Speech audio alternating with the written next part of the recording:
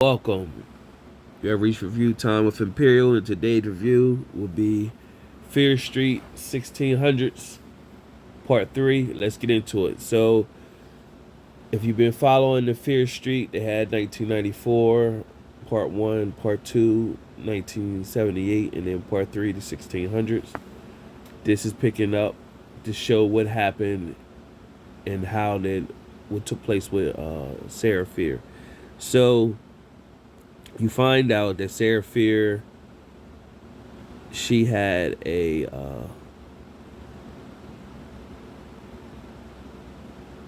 her brother Josh. They all the characters they played as their lineage in the 1600s. They were playing their lineage version of themselves in this 1600s part 3. And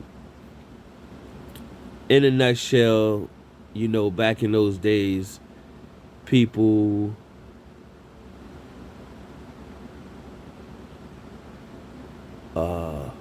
Deena was playing at Sarah Fier. So she was when she put the hand on Sarah Fier's body, it made her see back in the day through Sarah Fier's eyes. So Josh, her brother, was Henry. So Henry was Sarah Fier's brother, and so they was being raised by the dad, and they were in this little hick town. This is, of course, before there was any type of real law. There were people just maintaining their community on their own. So this was shady side community, and they had their own rules and beliefs. They all believed in God, and if you didn't abide by the Bible, then you were considered as evil. So there was um,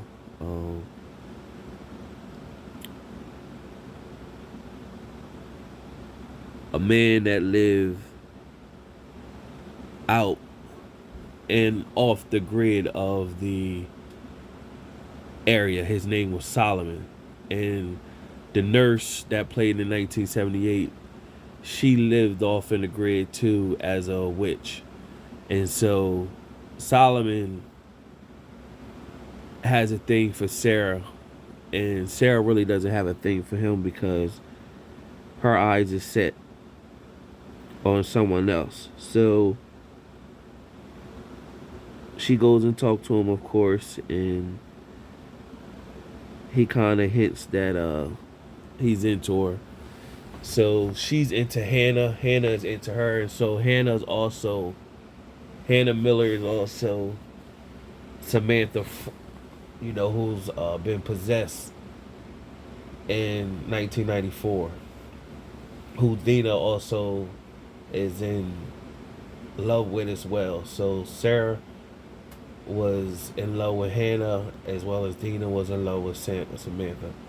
So the kids got this rebellion type party where they sneak off in the woods at night, and when they sneak off at woods at night, they go and party.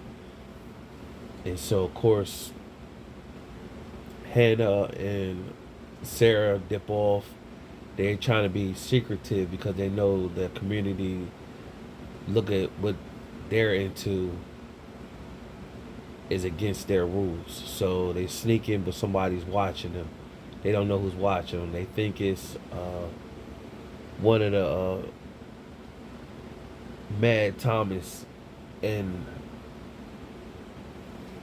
the neighbor of the community, but it's not him. It's actually Solomon, but they don't know this at the time. So what take place is all the crops and everything. They had some pigs. The one pig ate her babies, and all the crops and everything started going bad. They had a dog. Sarah had a dog. The dog ended up somebody put it in the wells for the water. Of course, the water feeds the whole town. They figured they was cursed. They said somebody is spewing evil in our town. So where is this coming from? Who is spewing evil? So of course Sarah and Hannah is being quiet because they know it's not going to be approved what they're doing. Meanwhile, the Hannah's father is a pastor, and he pretty much he's being taken over by the demonic world. And so what comes about is somebody finally says, "Hey, it's evil out here, and we need to track it and find out where it's coming from." The pastor goes nuts. He has all the children in the town locked in the church, and he gouges all their eyes out, and then gouge his eye out, and then he tried to kill Sarah, not before Solomon intervened and killed him. So the town people pretty much felt as though Sarah was a witch, and she went on a run. And when she went on a run, she went to Solomon. The townspeople came out to where Solomon was and looking for Sarah, and he pretty much told them go about their business. So meanwhile, she was hiding, and she found a trap door or whatever in the basement, and she went in the basement. And as she crawled around, she seen what was in 1978, that layer of all the different tunnels, and she seen that Solomon was the one who's making a deal with the devil or whatever. And so her and Solomon got to fight, and then this is where she loses her hand at, because he cuts it and it cuts her hand or whatever. So once it cuts her hand comes off. That's how her hand got off. And then when she broke up out of the area, she ended up at the church in front of all the people. And so all the people, he came running behind her and said, "I found the witch." So when he said he found a witch, all the townspeople gathered around, and they wanted her and Hannah to admit that they sinned. And so Sarah took she knew nobody would believe her that Solomon was the main one making the deal. He was the reason for the crops. So what took place is Sarah took the fall and pretty much told Hannah she's sorry, but she taking the fall so Hannah gonna live. And meanwhile, she told Solomon pretty much, "I'm gonna follow you, and people will know the truth eventually."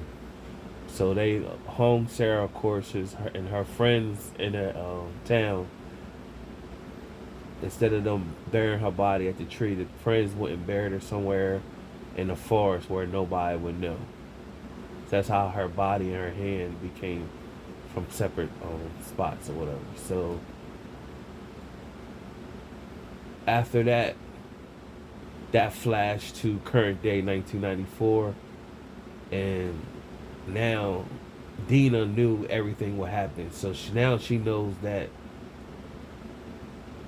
Sheriff Good, Nick Good, was the ancestor of Solomon, and Will Good was an ancestor of Solomon as well. That's why all the people in Shady Side never seem to blossom or excel, because they're being kept down from that curse. And what's happening is Solomon ancestors, each one of them continues the pattern. So they each find somebody that's supposed to get killed, sacrificed, and then they start the whole killing spree all over again. It keeps going on and on. They pass it down to generation to generation. So that's how that's how Will became the mayor and Nick became the sheriff of the town. So now Deena, Josh,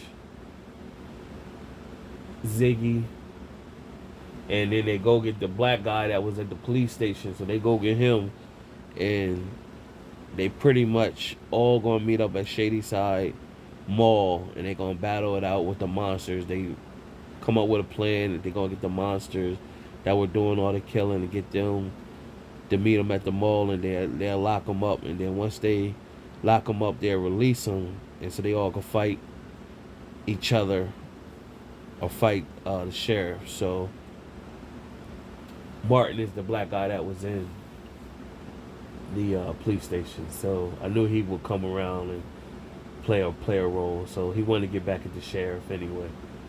So they pretty much go through all that, and the sheriff shows up. He knows that Deena knows the truth, and so he started explaining himself. So Deena ends up underneath the Shady Side Mall. That's where all the tunnels and all that is. And so she's fighting with the sheriff down there, and of course Sam is possessed, but Sam breaks loose. And so it comes to a moment where Sam and Deena are fighting, but then Deena's telling Sam, break out of possession, and she released her.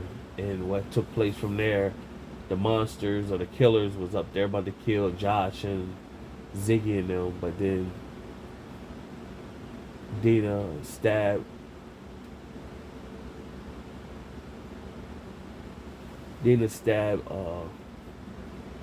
Nick in the eye, killed him, so they figured it was over. So Sam came back to herself, and they crawling out of the tunnels. The book was still left down there what Nick did. So when you seen the book still laying there, you knew that was going to be something suspect about that. So when they finally make it back up, they're inside of a house. Inside of the house, it's a nice house, so you assume automatically this is Will's house. So his house is built over top of the tunnels as well.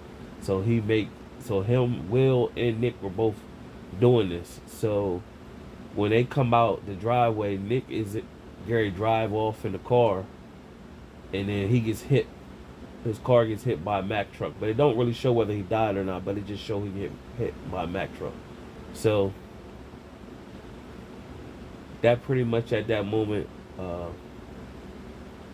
was the end. It shows Deena take Josh to school, and then she's cutting school, so her and Samantha go meet out at the forest, and pretty much they carve the red marsh is all in the forest from Sarah Fier, and they pretty much carve a stone that says Sarah Fier, the first lady of Shady Side. So you come to find out pretty much Shady Side, Sarah Fier wasn't really the bad person.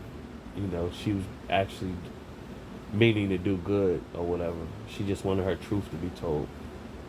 Meanwhile, everything seems to go normal, and then it cuts back as a post-credit scene. It shows somebody grab the book. So the crime scene was down there, but they left the book there. Like, okay, weird.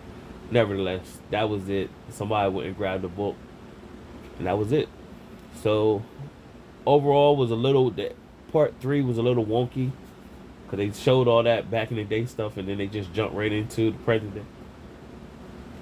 So out of my 2 out of 4 rating system for part 3, I'm gonna give it a 2 out of 4 stars.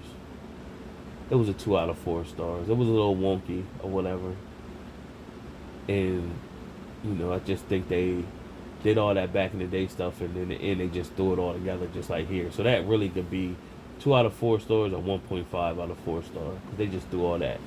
At the end they just threw it all together, and it just was like fast paced, and it was over. Subscribe to the channel and like the video. Until next time.